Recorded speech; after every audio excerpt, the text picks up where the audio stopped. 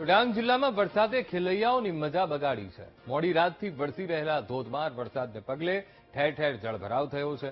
સાપુતારામાં છત્રીના સહારે ખેલૈયાઓએ મજા માણી ગરબાની। અવિરત વરસાદને પગલે માછલી ખાતળ, બાજ, આંબાપાડામાં જળબંબાકારની સ્થિતિ, તો ગ્રામ્ય વિસ્તારોમાં કોઝવે પરથી પાણી વહેતા થયા છે। ગોદડિયાથી કાલીબેલ જતા પાંઢરમાળના પુલ પર પણ પાણી ફરી વળ્યા। માછલી ગામમાં ભારે વરસાદને કારણે રસ્તો ધોવાઈ ગયો છે, તો તંત્રએ લોકોને જળાશયો આસપાસ ન જવા માટે પણ અપીલ કરી છે।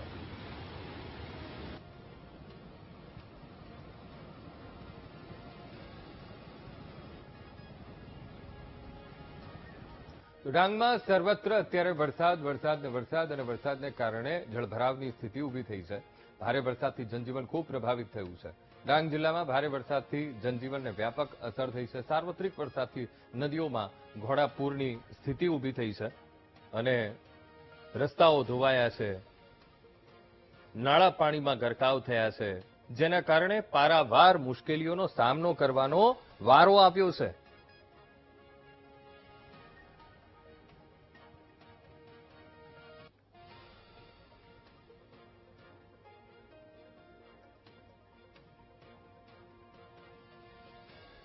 ઉપરવાસમાં ભારે વરસાદથી અંબિકા નદીમાં ઘોડાપૂરની સ્થિતિ અને તાપરીના ડોલવણમાંથી પસાર થતી અંબિકા નદીમાં ઘોડાપૂર આવ્યા છે।